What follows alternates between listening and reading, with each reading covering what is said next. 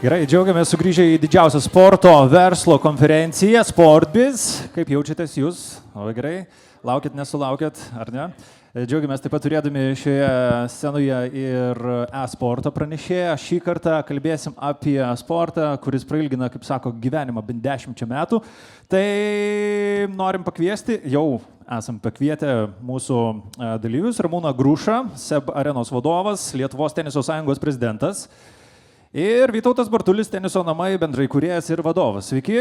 Ir žinoma, šios diskusijos moderatorius Ervinas Kvitkauskas. Tai perduodu mikrofoną jums, žodį, o visiems kitiems, kas norėsit klausimą užduoti, galite pakelti ranką arba programėlė pasirodys ekrane, ten užsiregistruoti ir tyliai patyliukais išduoti kokį neintimų klausimą, bet susijusiu su ta tema. Gerai? Sveiki visų pirma, tai ačiū kolegai, kad įvedė, kaip ir sakė, dėl klausimų, tai geriausia, aš manau, kad eigoj, kai iškils kažkoks klausimas, mes nagrinėsim kažkokią temą, tai iš karto ir pamėginkit pakelt ranką, pamatys, užbaigsim tą vieną klausimą ir gal tada tą pačią temą pratęsti, nes paskui pabaiga nueis, nebesuspėsim jau gal, arba tiesiog pasimirš kažkas. Tai visų pirma, labai malonu visus matyti, malonu tą teniso bendruomenę. Matyt, kurie dauguma turbūt, kad yra raketę laikę nesikį gyvenime ir ne du, ir vyrus malonu matyti pasiruošusius. Jaudinatės truputį? Truputį. Aš irgi truputį žinočiau, ką čia reikia daryti, tai gal būtų paprasčiau, bet kažkaip bendrai išplauksim.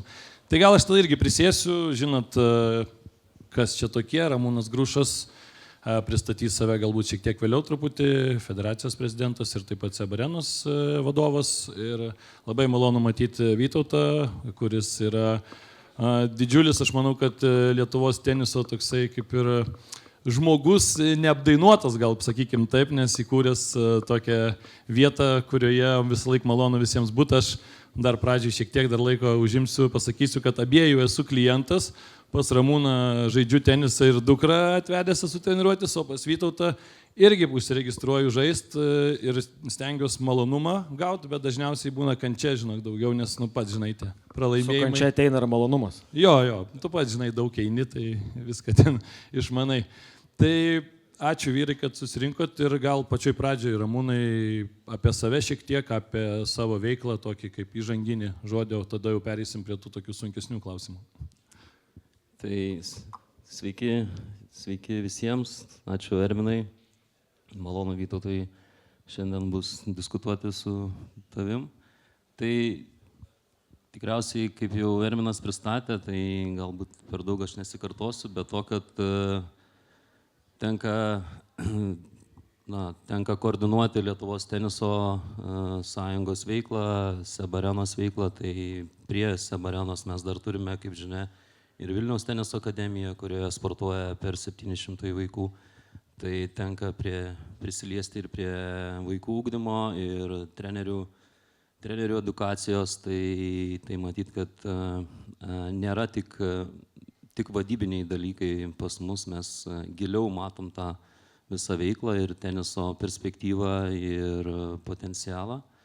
Tai iš ties smagu šiandien bus diskutuoti šiomis temomis ir paliesti matyti ir kitos rakečių sportus, kuriuos mes šiandien matom, kad jie populiarėja ir aptarti jų integraciją galbūt ateityje į teniso bendruomenę ir panašiai.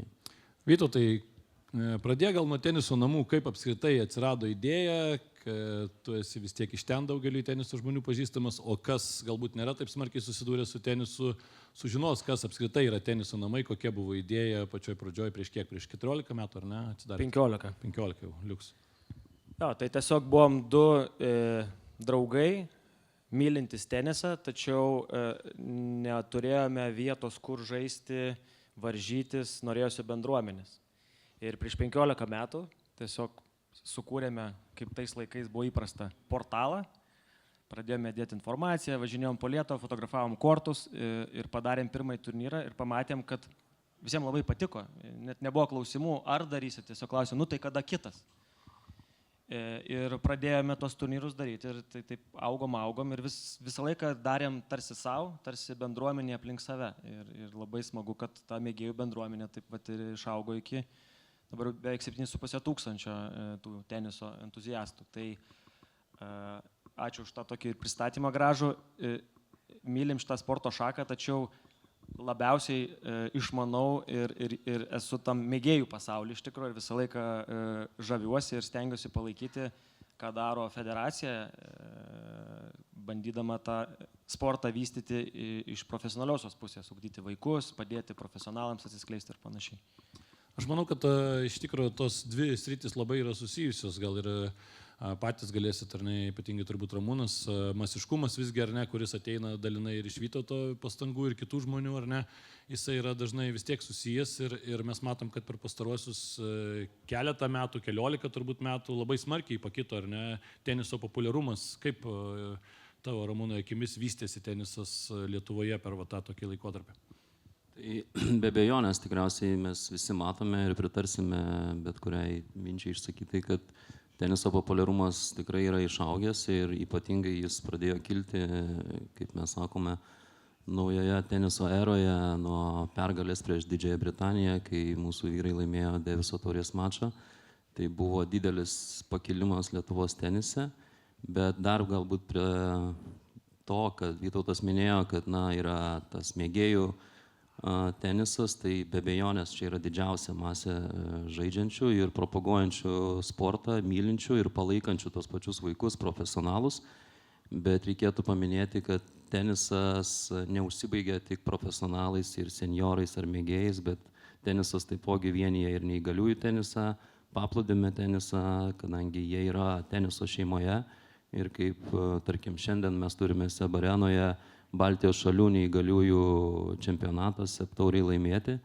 Tai vėlgi yra suvažiavę 20 berods neįgaliųjų tenisininkų iš visų 3 Baltijos valstybių ir jie 2 dienų turnyre žaidžia tenisą. Tai vėlgi, ką tai rodo, kad tenisas yra pirmiausia integralus, kad galima integruoti ir neįgaliuosius, jiems sudaryti sąlygos, bazės turi tas sąlygas. Tai matyt, tas populiarumas tai faktas, kad ateina pirmiausia iš žmonių noro žaisti, sportuoti, bet taipogi lemia ir infrastruktūra. Tai mes lygiai taip pat matom, kaip infrastruktūros kiekis padidėjo pas mus per paskutinius 15 metų, nuo 4 kortų kažkada buvusių Šiauliuose. Mes šiandien turim per visą Lietuvą daugiau nei 110 uždarų teniso kortų.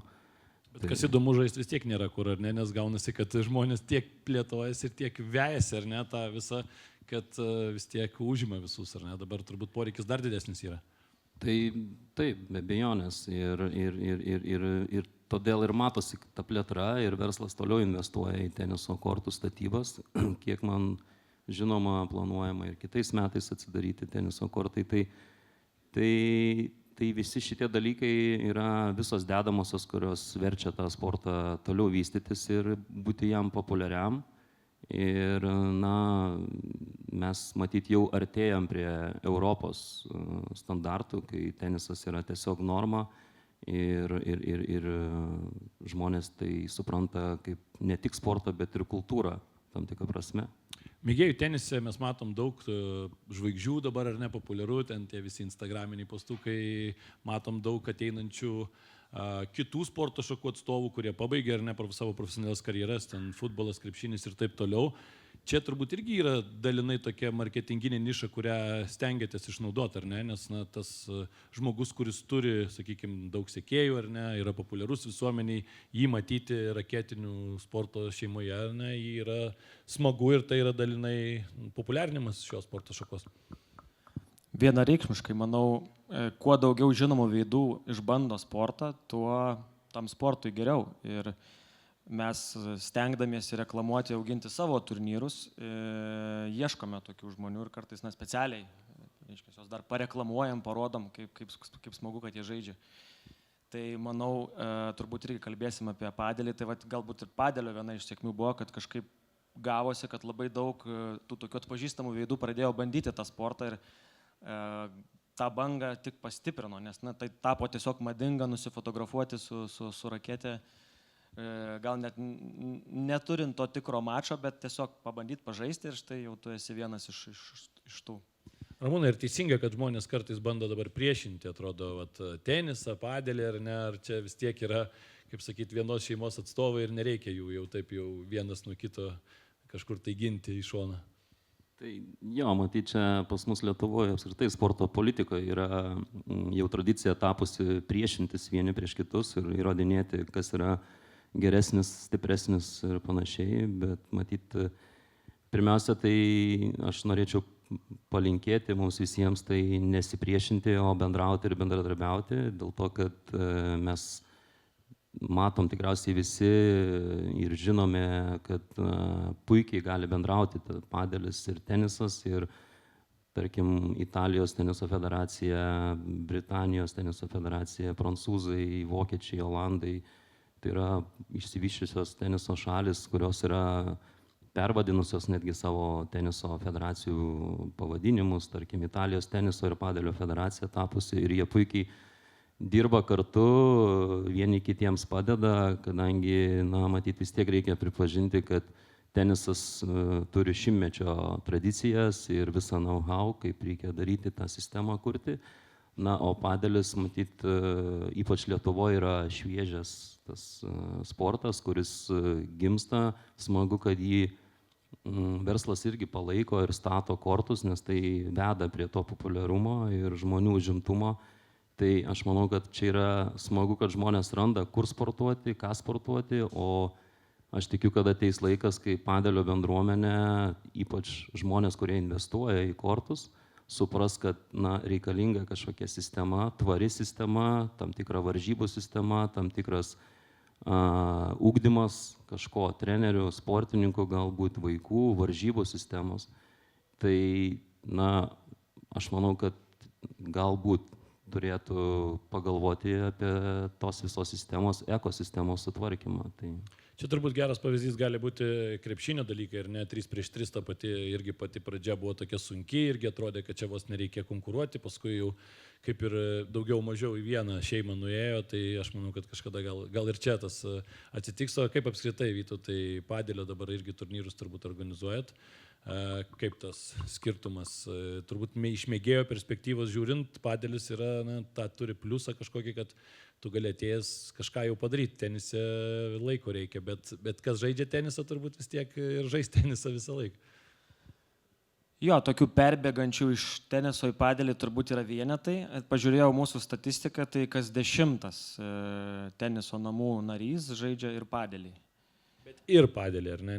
Nemeta kelio dėl to kelio. Taip. Tai aš manau, kad tai yra, kaip ir Ramūnas sakė, tikrai sudarantys sportai.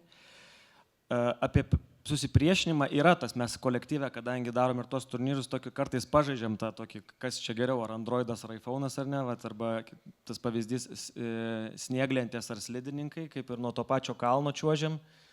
Kartu kylam tais pačiais keltuvais, bet vieni taip kitus mėgstam net papaerzinti. Tai čia kaip ir ėjikai ir bėgikai, ar ne irgi? Galbūt. Jo. Tai bet manau, kad tai yra vis tiek ta pati rakečių sporto šeima ir mums vis gerai, kad žmonės bet kuriuo sportu užsiima ir mes ir dabar kurdami šitas 2 bendruomenės, žiūrim vieną akim į pickleballą, kas dėsis ir galvojam, kad gal nereikėtų bendrų renginių, gal reikėtų kažkaip tai kalbėti bendrai apie sportą. Ir šitoj vietoj, kaip aš širdį būdamas tenisininkas, manau, kad tenisas vis tiek, jeigu ir nelaimės, tai tikrai neliks nuskriaustų, kadangi jis turi 100+ metų tradicijas, jis turi visą struktūrą, jis turi bent 10 kartų dabar didesnę industriją verslo, taip kad jis tikrai nenukentės, o turint daugiau dėmesio visai rakečių sporto šeimai, manau, bus ir daugiau tų tenisininkų ir tiek mėgėjų, tiek profesionalų.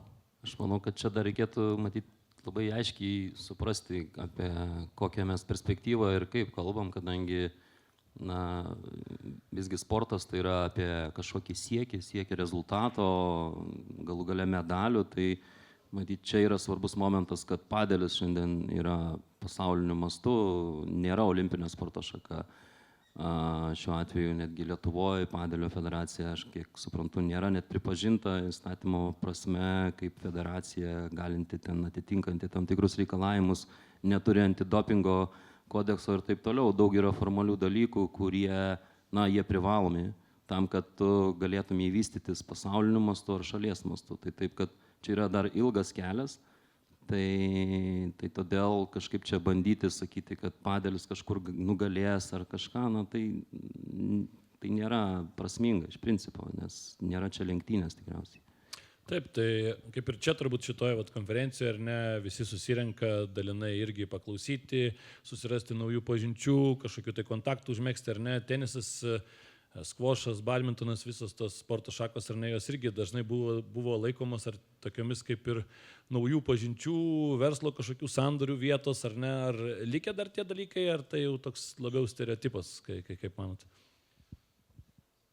Manau taip, manau bendravimas labai svarbi dalis teniso. Ta matom savaitgalio turnyruose, kad žmonės žiūri, kas kiti žais, jie nori būti tarp tų žmonių. Lygiai taip pat testiniai turnyrai, kur jau tu neturi to renginio vieno, bet tu susitinki su kažkuo tai ir žaidži 1-1 ar 2-2. Irgi, manau, daug kas dalyvauja dėl to, kad tikisi ir sutinka įdomių žmonių, vertingų pažinčių.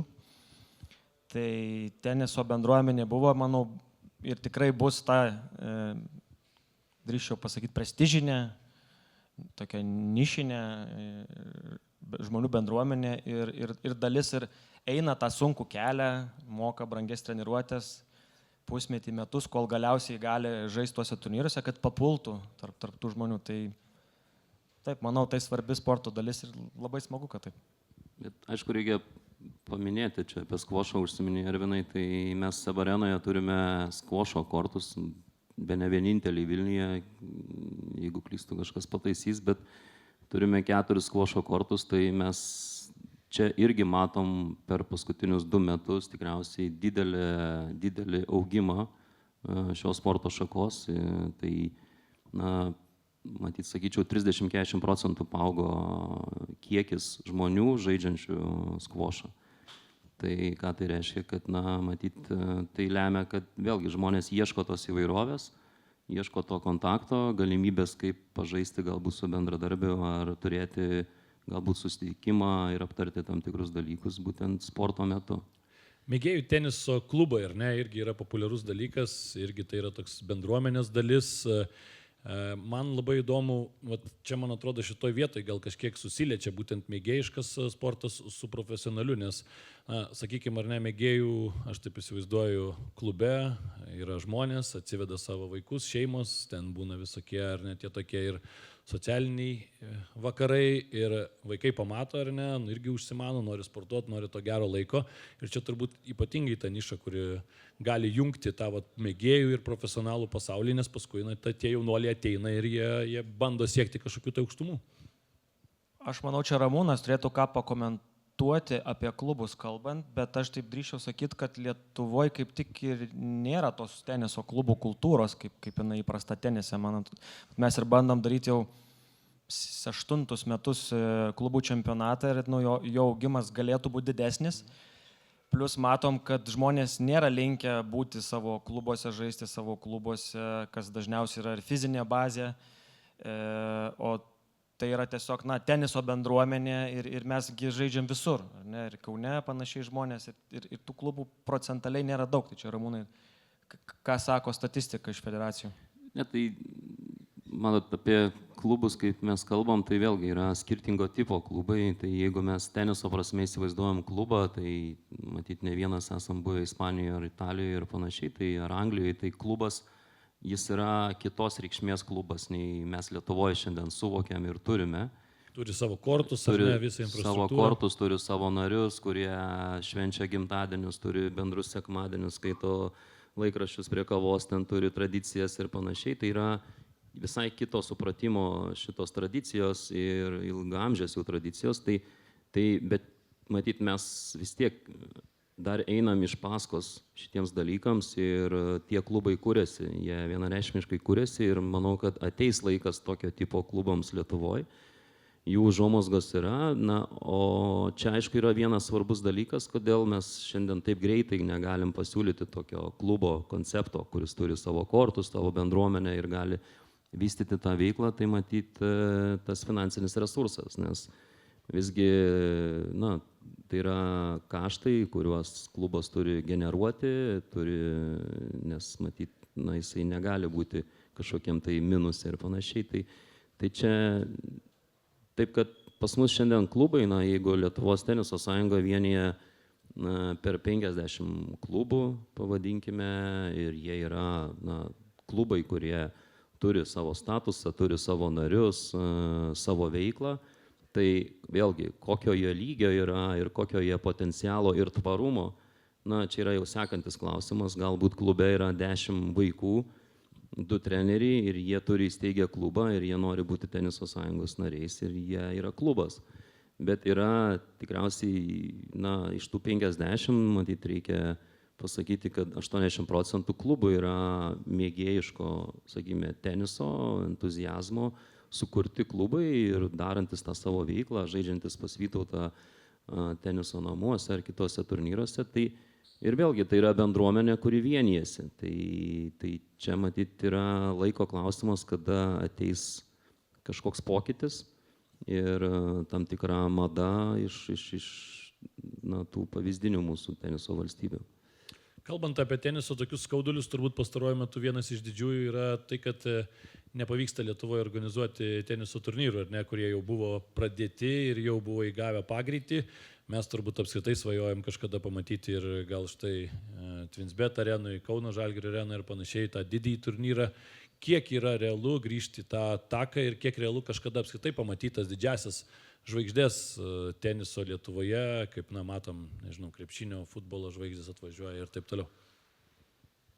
Čia yra ypatingai skaudi tema tenisui, manau, bet kuriam teniso žmogui ir mylėtojai, kuris paskutinius prieš 2 metus matė Sebarenoje, šiuo atveju žaidžiančius Challenger turnyre tenisininkus, matančius visą šitą infrastruktūrą ir žiūrovus jau, kurie pradėjo rinktis. Ir šiandien dienai, kaip žinia, mes negalim taip organizuoti jokio tarptautinio profesionalų teniso turnyro, kadangi yra, reikia pripažinti, tragedija, yra karas. Ir šiandien mūsų sporto politikos kryptis yra tokia, kad negali pas mus dalyvauti joks rusas ar baltarusas turnyruose, o mūsų profesionalų teniso asociacija neleidžia automatiškai daryti mums šitų turnyrų. Ir čia šitoje vietoje reikia paminėti, kad mes tikriausiai metus ar pusantrų jau dirbome įvairiais frontais tuo klausimu ir bandėme kalbėti su ministrais, švietimo viceministrėm ar kažkuo. Tai yra tik tais rimtų veidų susitikimas, galvos linksėjimas ir palinkėjimas jums sėkmės ir kentėti. Bet, žinot, ta kančia turi savo kainą, tai reiškia, kad mes esam absoliučiai uždaryti šiandien ir neturime galimybės progresuoti, įdarbinti savo turimą infrastruktūrą, matyti savo žaidėjus žaidžiančius Lietuvoje profesionalų tenisą, matyti juos laiminčius, kaip žinia, Vilius Gaubas jau laimėjo Challengerį ir taip toliau. Tai čia yra didelė tragedija ir aš matyt net neturiu jokio aiškaus plano ir prognozės, kada mes galėsim vėl grįžti su turnyrais į Lietuvą. O kalbėti apie dar didesnius turnyrus, tai matyt šiuo momentu apskritai nebūtų įmanoma, todėl kad mes negalime daryti net žemiausios kategorijos profesionalų teniso turnyro. Ir matyt, čia reikia pasakyti, kad vis tiek blogiausia yra, kad mūsų sporto politikos formuotojai į tą problematiką net nenori gilintis, apie ją diskutuoti ir ieškoti išeičių, kad sportas toliau vystytųsi. Vytautai, ar yra tas toks ryšys, kai pamatom pergalės ar ne Lietuvos tenisininkų, sužimba naujos teniso pasaulinės žvaigždės, ar yra tas pagyvėjimas ir mėgėjų toje scenoje kažkoks, tai atsiranda daugiau norinčių žaisti ir panašiai? Sunkus klausimas, ar ne? Galvojantis formuluoti. Tokio juntamo šuolio, gal kaip, kad buvo, atsimenu, su Meilutyte ir pasipylė baseiną ir visi vaikai pradėjo plaukti, gal nėra. Bet toks bruzdesys vis tiek atsiranda. Bruzdesys socialiniuose tinkluose labai didelis yra. Tai tokio klegesio, džiaugsmo, pasididžiavimo tikrai yra. Manau, tai galbūt paskatina keliais procentais daugiau tų tenisininkų atsirasti. Pas mūsų augimas, jeigu taip kasmet žiūriu, yra apie 20% žaidėjų Vilniuje. Taip pat, kadangi tokie labiausiai mes esame, tie turnyrai daugiausia Vilniečių tenisininkų apima, toks, jeigu traktuojant, kad tai galėtų būti toks lakmuso popierėlis, kiek tų tenisininkų daugėja, tai visą laiką būdavo apie 20%. Čia pastaraisiais metais šiek tiek priartėjo prie 10-15%, šiek tiek lėtėjo, bet vis tiek kiekvienais metais jų stabiliai daugėja. Ar yra tų čempionų, ar nėra? Ramūnai, o vaikai kaip, jie turbūt žiūri ar ne į tas mūsų žvaigždės ir kai atsiranda kažkokios pergalės, aš įsivaizduoju, kad atsiranda tų tokių daugiau mažųjų mūsų, kurie jau sako, aš čia noriu būti kaip Vilius, kaip Edas, kaip Richardas ir panašiai. Jo, tai matyt, mes pirmiausia labiausiai jaučiam per vaikų prizmę, kadangi, vaikas, jam visada įdomu ir smagu lygiuotis į kažką ir jeigu jisai mato pas mus žaidžiantį Taylor Fritz arenoje arba vaikštančią Billie Jean King ir panašiai. Tai, yra didelis dalykas. Aš jau nekalbu apie tai, kad mato Richardą, Vilių ar Edą žaidžiančią rinktinėje. Tai pirmiausia yra vaikai. Antras dalykas, galbūt šiek tiek papildant Vytautą, tai jo, mes matyti jau nebegalim sukelti tokio efekto, kaip Vytautas sako, ten po Rūtos Meilutytės kažkokios pergalės, bet ką aš ir minėjau, 2010 metais, kai mes laimėjom prieš Britus, tai buvo eksponentinis kilimas visko, tai ta prasme, čia buvo efektas, apie kurį galbūt ir pats klausai, bet... Galim kažką panašaus, Grand Slamą laimėm ir viskas, ar ne? Jo, Grand Slamą, matyt, čia tik didelėse svajonėse, bet vėlgi aš noriu paminėti, kad tos tradicijos jos kūrė tą bendruomenę ir vienyje, ir čia yra ne tik žiūrovų prasme, reikia suprasti, kad po turnyro, kiekvieno turnyro renginių slepiasi šimtai žmonių, kurie prisideda prie organizacijos. Tai pirmiausia savanoriai, kurie auga, teisėjai, vaikai, kurie padavinėja kamuolius, įvairus ten maitinimo sektorius, viešbutis ir taip toliau. Visi gauna patirtį ir taip mes auginam tą bendruomenę, žmonės profesionalėja, vaikai padavę kamuolius po 5 metų, jie eina į linijų teisėjus dirbti, tai reiškia, mes auginam visą bendruomenę ir taip kūrėm tada kartą iš kartos. Tai tie renginiai nėra tik dėl renginio, tai iš esmės tai yra ir vystymas sporto šakos. Kitas dar turbūt dabar toksai svarbus trendas, ar ne, longevity dalykai, kurie irgi daug susiję su tenisu. Visgi tenisas yra moksliškai nustatyta, ar ne, kad ilgiausiai be konkurencijos iš visų sportų 10 maždaug metų pailgina ar ne gyvenimą, tas vadinamas sportas visam gyvenimui. Ar bandot kažkaip tą išnaudot, ar jau nereikia to, sakykime, tai papildomai edukuoti žmonių, visi tą supranta, ir čia irgi tokia niša, kur dar populiarint galima per tą tokį dabartinį trendą atsiradusi ir Lietuvoje, ir pasaulyje. Šitą frazę, kad 10 pailgina, turbūt paskutinius metus labai dažnai visi linksniuoja, va čia neseniai per LNK žinias net parodė. Tai labai smagu, kad apie tavo sportą kalba. Longevity konferencijos irgi pasipylė tik tai prieš metus, 2 maksimum. Manau, tai yra didelis trendas, galima tikrai išnaudoti. Mes ir darėm prieš savaitę seniorų turnyrą grinai, tai manau, kad dar yra vieta, kur galėtų tenisas gauti daugiau dėmesio per šitą prizmę. Ramūnai, kaip jūs, organizacija irgi turbūt organizuoja įvairius yra ir veteranų, ar ne, varžybos ir panašiai, kaip ten viskas vyksta? Ja, tai, mes galim stebėti per ilgą laikotarpį, tarkim, 10-metį, kaip, tarkim, Seb arenoje keičiasi auditorija, kaip žmonės tiesiog sportuoja, tarkim, 15 metų jau yra Seb arenos nariai ir jie žaidžia tenisą. Tai vėlgi, kodėl jie tai daro, tai būtent todėl, kad jie supranta tą vertę ir čia yra svarbu, tai reikia dar galbūt čia per longevity, manau, kad šiandien dienai tenisas yra vienas dalykas, bet manau, kad sporto klubai apskritai labai stipriai jaučia suaktyvėjimą žmonių ir norą sportuoti dėl to, kad jiems reikia jausti sveikai ir būti, kaip sakoma,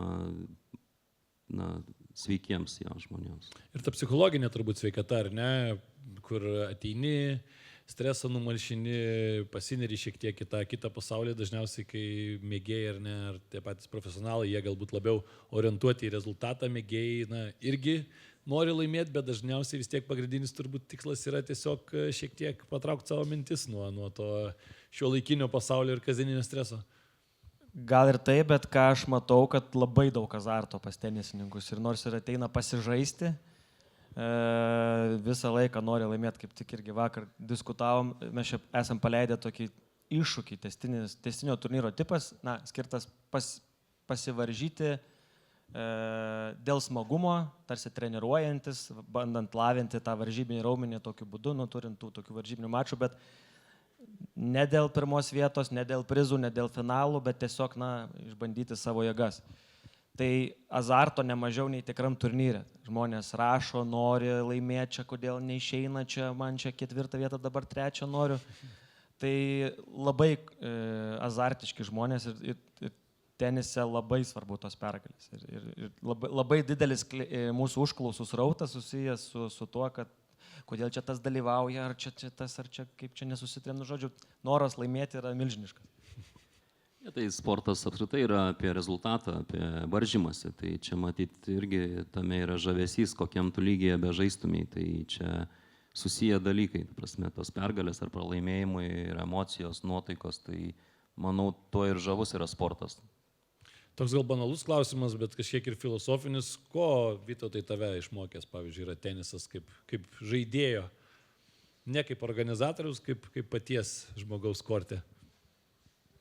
Tai pirmiausia, turiu garbę būti šitos bendruomenės narys ir pažinoti tiek daug skirtingų, įdomių, didžių žmonių. O asmeniškai turbūt išmokau labiausiai savikontrolės ir tokio šaltumo, kuomet yra stresinė situacija ir tu tiesiog turi ją įveikti. Tai tenisas labai gerai tą išmoko. Ir kita vertus, ir pats save iš šono esu matęs, ir kitus matai, kaip tenisas išryškina kartais žmonių silpnybės ar kažkokias savybės, kaip jisai atskleidžia, kokie tie žmonės, nes tenise atrodo susitinkam pažaist, bet po pusvalandžio staigiai netikėtai visi pavirstami kitus žmonės, ar ne? Tai, jo, tai turbūt to išmokė. Ramūnai, tenka pačiam dar pabūt korte? Jo, tenka. Turiu nuolatinius laikus, tai tenka pažaisti, bet... Iš kur gavot? Stovėjau eilėje, laukiu kada. Aš manau, kad galbūt aš kaip pradžioje minėjau, kad pirmiausia tai yra viena garsi trenerė Lietuvos pasakiusi, kad sportas ne tik, tai yra tenisas ne tik sportas, bet ir kultūra. Tai matyt, mes visi suprantame ir matome, kaip tenise, pirmiausia, sportininkai elgesi, kokios jų yra taisyklės. Tada mes matome, kaip žiūrovai turi elgtis. Ir tikriausiai čia viskas yra susijęs su ta kultūra, su tuo etiketu, nes matyt, ne vienam kitos sporto šakos mėgėjui yra kartais nuostabu ir kartais nesupranta, kodėl negalima ten vaikščioti taško metu, žaidimo ploti, kalbėti ir panašiai. Tai čia matyt labiausiai tai ugdo ir vaikų, reiškia, tą kultūrą, etiketą, kaip reikia elgtis. Ir tos kantrybės ir panašiai. Tai čia, manau, kad vienareikšmiškai tenisas padeda visais aspektais gyvenimo. Tai... Labai gerai yra vaikus dar mažus atsivesti į teniso turnyrus, išmoksta jie ten ir tylos, kas retai dažniausiai namuose būna, ar ne.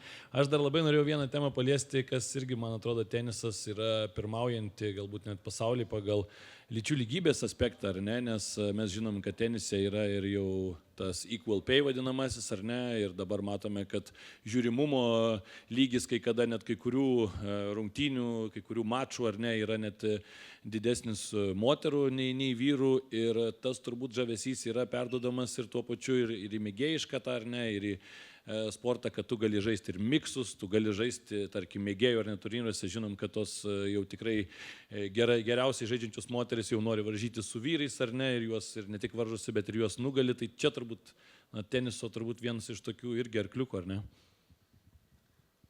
Galiu pasakyti, mūsų statistikoje vis tik dominuoja vyrai ir 2/3 mūsų žaidėjų, tiek tenise, tiek padely yra vyrai, 1/3 moterų. Tai nežinau, kas pasaulinės tendencijos, bet vis dar jaučiasi šiek tiek, kad daugiau žaidžiančių tenisininkų yra vyrų. Tai pirmiausia, tai pasauliniu mastu tenisas dėl equal to reiškinio ir manau, kad mes turėjome gerą progą šiais metais matyti viso to reiškinio žmogų, kuris padarė tą visą įtaką, tai Billie Jean King, kuri buvo balandžio mėnesį pas mus atvykusi, galbūt kažkam teko dalyvauti konferencijai. Tai matyti yra žmogus, kuris padarė viską, kad tenisas būtų šiandien tokioj situacijai, kad jis būtų lygus dėl prizinių pinigų, dėl tam tikros pagarbos, dėl turnyro organizavimo ir tam tikrų aspektų, kad moteris šiam sporte jaustųsi lygiavertės. Tai aš manau, kad tai yra labai siektinas pavyzdys ir todėl matyti yra ikona ne tik tenise, bet ir lyčių lygybės. Tai kalbant apie mūsų situaciją, tai aš galbūt paminėsiu tokį dalyką, tarkim, mes akademijoje turim, tarkim, tos 700 vaikų, tai jų mergaičių yra daugiau, tarkim, 400 mergaičių ir 300 berniukų. Tai reiškia, kad mergaičių yra daugiau. Bet kas nutinka, kaip sakoma, vaikams augant, kreivė keičiasi ir sporte lieka tada jau tam, kuriam nori labiau profesionaliai sportuoti, stipriau sportuoti, daugiau ir panašiai, tai ten lieka daugiau vaikinų. Tai čia matyti irgi yra tų niuansų, bet jo, tenisas yra stipriai pažengęs šitoje vietoje. Ir Tarptautinė teniso federacija tos žingsnius iki šiol daro ir jie labai nuosekliai tos dalykus vykdo. Kokios, kaip galvojate, yra ateities apskritai tendencijos? Kas laukia rakečių sporto, kur jisai krypsta ir kaip bandysit galbūt tas tendencijas, kurias užčiuopėte, išnaudoti savo veiklose? Tai aš tai pirmiausia manau, kad mes kaip Lietuvoje, kaip tenisas, tai esam geram kely. Tai aišku, mes turim didelių problemų, kaip jau minėjom, su tais turnyro organizavimais. Turim didelį verslo palaikymą, matom, kad infrastruktūra šiandien jį klesti, stato verslininkai kortus. Tai ką tai reiškia? Kad reiškia, sportas turi didelį potencialą. Smagu, kad žmonės sportuoja ir jų populiacija sportuojančių tenisą didėja. Žvelgiant į ateitį, manau, kad mes dar vis atsiliekam nuo didžiosios Europos tam tikrų dalykų. Tai pirmiausia, aišku, finansinio stabilumo prasme, tam, kad mes turėtume aukšto meistriškumo sportininkų daugiau, nes tai generuoja tą žinomumą sporto, patrauklumą ir panašiai, tam reikia milžiniškų resursų. Tai aš tikiu, kad ir mūsų Lietuvos sporto politika keisis, finansavimo principai keisis ir požiūris į tenisą, nes manau, kad tenisas tampa tikrai svarbi dalis Lietuvos sporte. Aš tai manau, kad artėja aukso amžius, jau dabar yra aukso amžius ir tikrai, iš savo mėgėjo perspektyvos stebėdamas, kad raketiniai sportai ant bangos, jie toliau tik populiarės, tenisas tikrai nebus mažiau populiaresnis, toliau stabiliai auks. Padelio bendruomenė tiesiog sproksta šiuo metu, galbūt ateis tas pats picklebolas ir visa raketinių sportų šeima tik tai laimės iš viso to, kad visi aplinkui mušinėsim kamuoliukus. Galvoju, kad padelis ar ne, ar picklebolas, ar dar kažkokios naujos, tas pats beach tenisas gali dar pramušti aukštyn, tai gali būti ne tik laikina tendencija, o kažkoks tai ir į priekį kilantis reiškinys. Manau, kad padelis toliau augs, gal ne taip drastiškai, dabar kiek čia per paskutinius metus praktiškai padvigubėjo kortų kiekis, tai tikrai dar ta ankstyva fazė, kai nei sistemos, ką Ramūnas sakė, yra, nei tos infrastruktūros pakankamai. Tas augimas stabilizuosis, nemanau, kad aplenks tenisą, bet tikrai bus ženkli dalis žaidžiančių būtent padelį. Picklebolas vis dar wildcardas, nežinom kaip bus, bet aišku, Amerikoje ten atvirkščiai, ten visi sako, kad padelis bus naujasis picklebolas. Kitaip ta tendencija buvo. Tai tie sportai, manau, užsims savo vietą po saulę. Tikiu ir kažkaip jaučiu, kad tikrai neaplenks teniso. Ir kaip ir sakau, teniso, raketinių sportų šeima laimės. Tai aš labai džiaugiuosi visom šitom populiarėjančiam šakom. Gal klausimų turit kažkas tai? Turime per programėlę, per kurią uždavė tam tikri žmonės, čia sėdintis neprisistatė vardais, tai klausimas toks, kaip rakečių sportą padaryti labiau prieinamą mažo ir vidutinio pajamų sluoksnio gyventojams. Kažkiek jau buvo tai kalbėta apie finansus, Tai gal išplėtosite labiau klausimą. Na, čia toks, žinot, labai yra visada tas klausimas ir arba pastatomas tenisas kaip prestižo ir turtingų žmonių sportas, bet, na, reikia tikriausiai įvertinti ir tos infrastruktūros kaštus ir kodėl ta kainodara yra tokia ir taip jau susiklosto, kad jis kainuoja, kadangi mes, na, visi suprantame, kad turėti kortus Ispanijoje, pajūryje, tarkim, Alikantėje yra ir juos išlaikyti yra daug pigiau ir kortas kainuoja 12 ar 15 eurų, na, o mums Lietuvoje 9 ar 10 mėnesių juos šildyti elektrą ir visą infrastruktūrą prižiūrėti, tai visą tai kainuoja. Tai čia matyti iš to susidaro tie kaštai.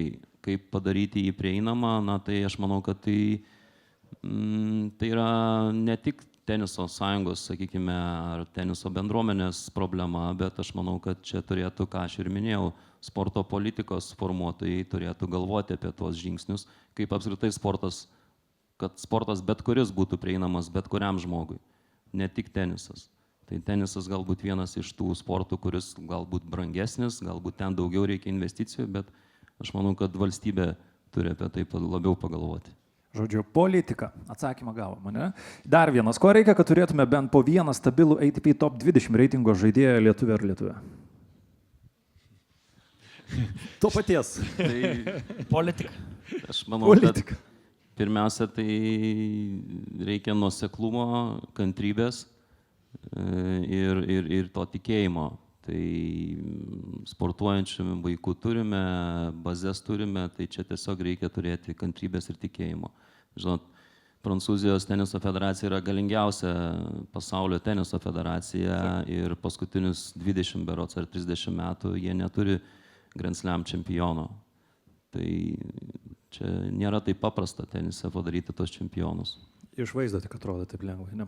Taip.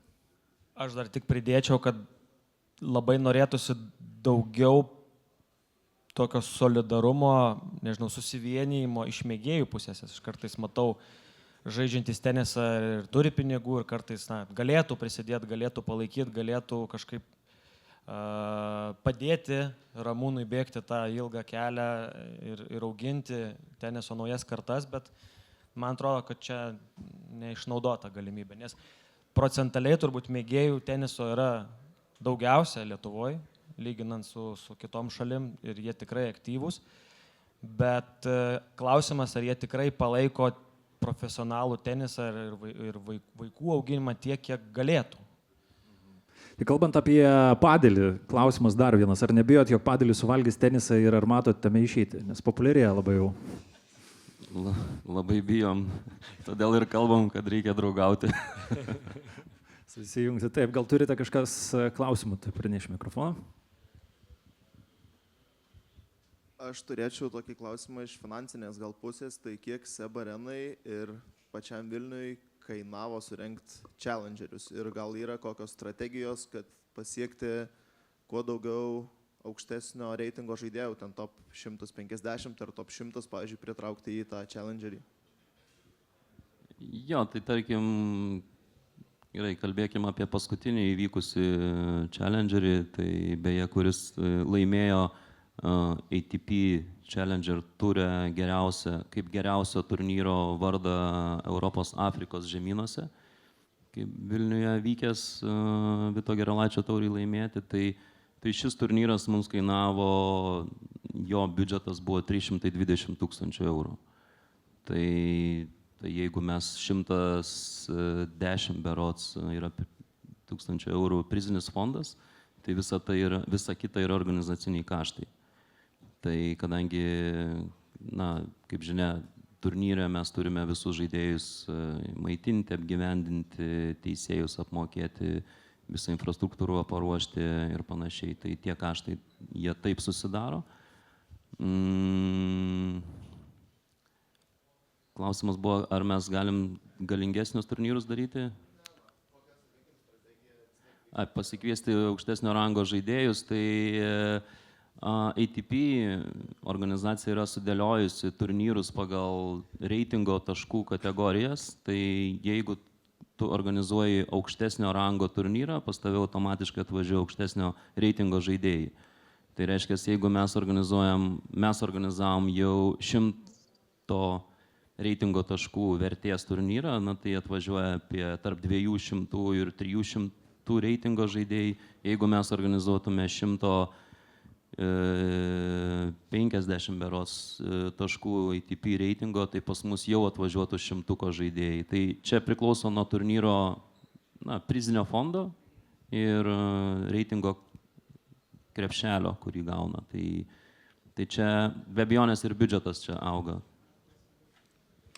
Supratom, ir dar turim laiko vienam klausimui. Kas norėtumėt užduoti?